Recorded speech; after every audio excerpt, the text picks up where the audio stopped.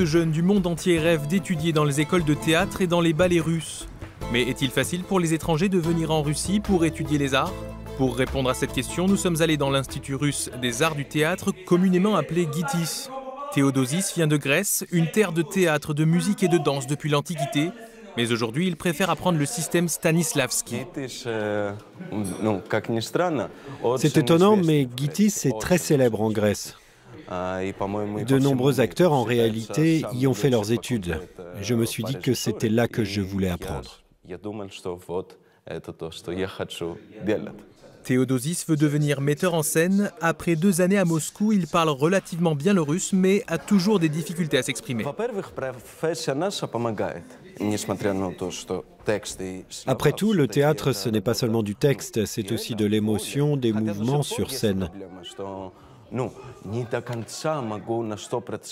ne peut pas tout dire avec des mots.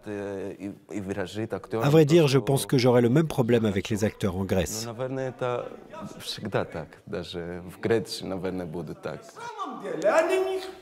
L'année 2019 sera l'année du théâtre en Russie. Beaucoup de compagnies vont venir faire des tournées malgré le contexte politique russe.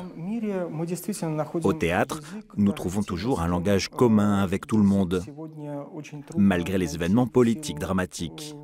10% de nos étudiants sont étrangers. Et nous espérons qu'après leurs études, ils ne seront pas perçus comme des agents secrets russes, mais comme des agents de la culture russe. Ceci n'est pas de l'art martial, ni un entraînement pour intégrer les services secrets, mais un cours de mouvement scénique. Il est important pour les futurs acteurs ou actrices d'apprendre à interagir non seulement avec le public, mais également avec leurs partenaires sur scène.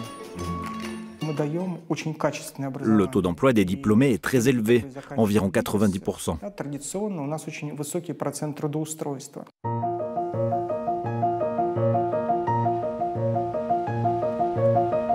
Quel danseur de ballet ne rêve pas de Nureyev ou de la gloire de Maya Plisetskaya, de se produire sur les plus grandes scènes du monde? Cependant, atteindre les sommets est difficile et n'est pas donné à tout le monde. Derrière moi se trouve la célèbre Académie Vaganova, l'une des plus vieilles écoles de danse du monde.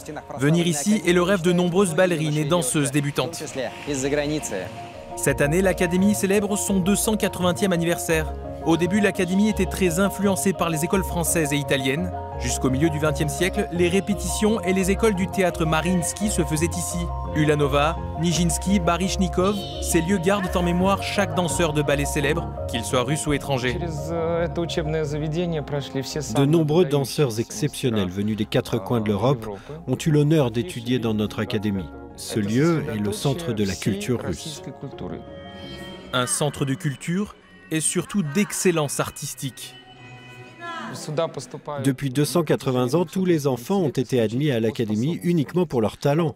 Et nous en trouvons certains par nos propres moyens, d'autres nous envoient des vidéos de leurs performances que nous regardons. Lizzie vient de Géorgie. Comme elle, aujourd'hui, beaucoup d'étrangers intègrent l'académie non sans difficulté. Et ceux qui n'ont pas l'opportunité de venir à Saint-Pétersbourg peuvent toujours compter sur des institutions pour les aider, comme la fondation Nureyev qui délivre des bourses aux étudiants danseurs.